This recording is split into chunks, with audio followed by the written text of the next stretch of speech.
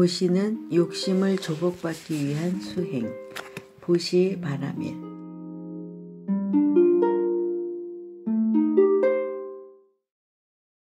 옛적의 중생들에게 큰 자비심을 일으키시어 보시 바라밀을 수행하여 그 몸이 가장 훌륭하고 아름다워 보는 이마다 다 기뻐하도다.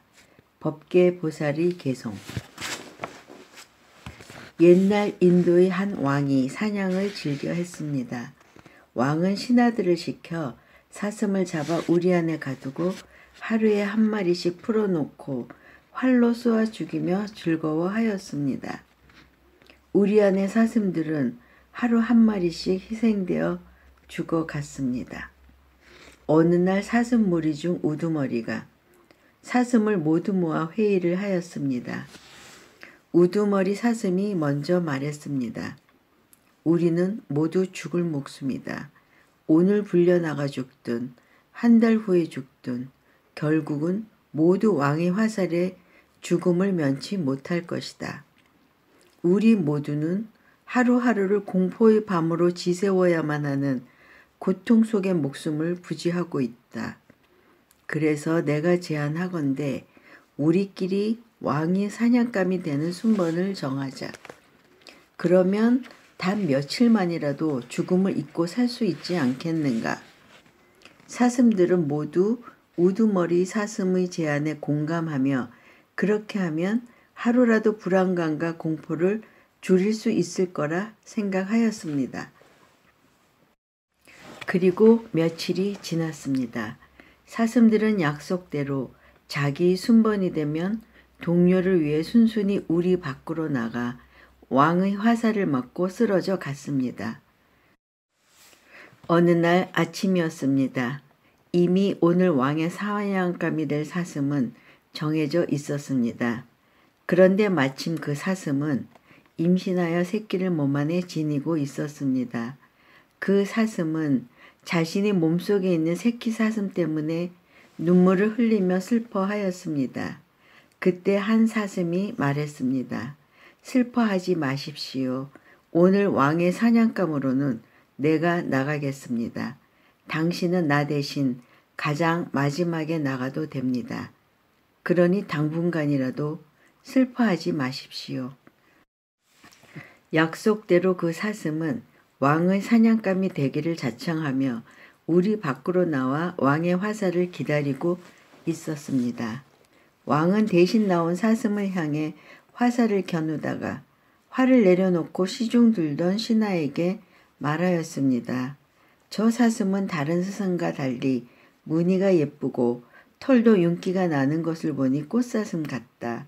나는 저 예쁜 꽃사슴은 죽이고 싶지 않으니 다른 사슴을 내놓아라. 이때 꽃사슴이 눈물을 흘리며 왕에게 말했습니다.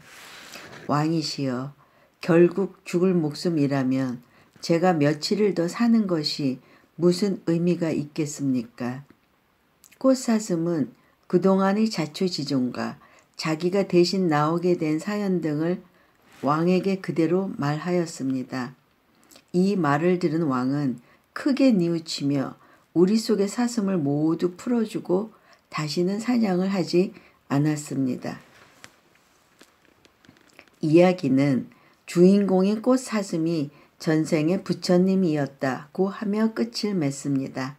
이것이 수행으로서 보시 바라밀의 근본 정신입니다.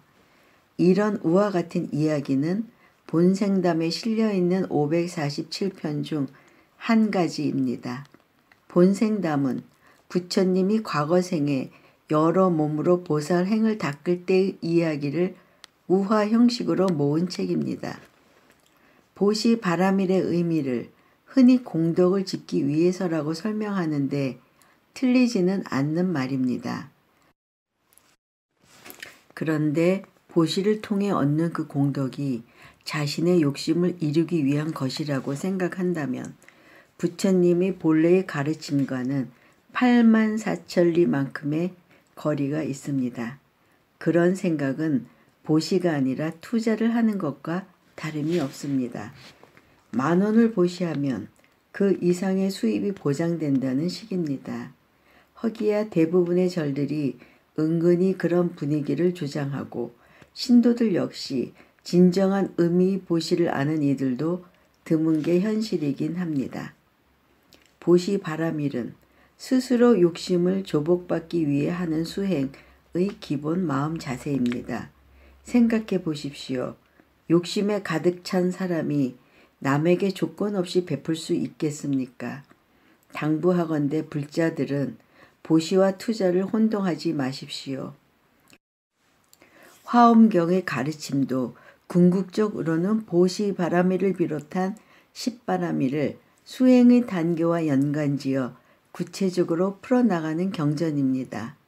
화엄경 속의 바라밀에 관한 문제는 너무나도 중요해 앞으로 핵심적으로 다루려 합니다. 삼라 만상에 깃든 부처님의 자비심, 법계. 부처님의 몸 항상 나타내셔 법계에다 충만하시며 광대한 음성 늘 연설하시어 시방 국토에 널리 떨치시네. 법회해 보살이 개송. 종교에서 말하는 공간적 세계에 대해 생각해 보는 것도 흥미로운 일일 것입니다. 기독교의 우주관은 성서의 창세기 편 등을 현대 과학으로 냉정히 분석한다면 그리 유리하지만은 않을 것 같습니다. 그런 것을 조목조목 따져 종교의 우열을 가리자는 말이 아니라 기독교에서 창조주인 신의 범주가 있듯이 불교에도 그러한 범주에 대한 설명이 분명히 있다는 것을 말씀드리기 위해서입니다. 사실 기독교의 신은 유일한 고등 생명체로 온 우주에 오로지 지구에만 인간을 만들어 놓았다고 못 박아 놓았음은 누구나 다 아는 사실입니다. 아인슈타인조차도 신은 주사위 노름을 하지 않는다 라고 하여 신의 편에 섰습니다. 하지만 불과 한 세대도 지나지 않은 1927년 입자와 파동의 이중성을 다룬 하이젠베르크의 불확정성의 원리에 의해 아인슈타인의 자존심은 땅에 떨어졌고 더불어 신의 의지도 심각한 도전을 받기에 이르렀습니다. 이렇듯 종교적 개념을 인간들이 한정짓는 기독교적 신의 추종자도 있지만 빅뱅 이후 150억 년 이상을 팽창해 무한대에 가까운 우주에 티끌만도 못한 지구에만 생명체가 있다면 이것은 창조주의 크나큰 비효율이라고 말하는 과학자도 있습니다. 프랭크 드레이크라는 과학자가 1961년 발표한 드레이크 방정식이 가장 객관적으로 보입니다. 이 방정식에서는 다음과 같은 8개 항목을 곱한 숫자가 우주에 생명체가 존재할 가능성이라고 합니다. 첫째, 우리 은하 안에 존재하는 교신 가능한 지적 문명체 수. 둘째, 우리 은하 안에 탄생하는 생명체 탄생에 적합한 별의 생성률. 셋째, 이들 별들이 행성을 갖고 있을 확률 0에서 1 사이. 넷째, 별에 속한 행성들 중 생명체가 살 수 있는 행성의 수. 다섯째, 조건을 갖춘 행성에서 실제로 생명체가 탄생할 확률 0에서 1 사이. 여섯째, 탄생한 생명체가 지적 문명체로 진화할 확률 0에서 1 사이. 일곱째, 지적 문명체가 다른 별에 자신의 존재를 알릴 수 있는 통신 기술을 갖고 있을 확률 0에서 1 사이. 여덟째, 통신 기술을 갖고 있는 지적 문명체가 존속할 수 있는 기간, 단위 연.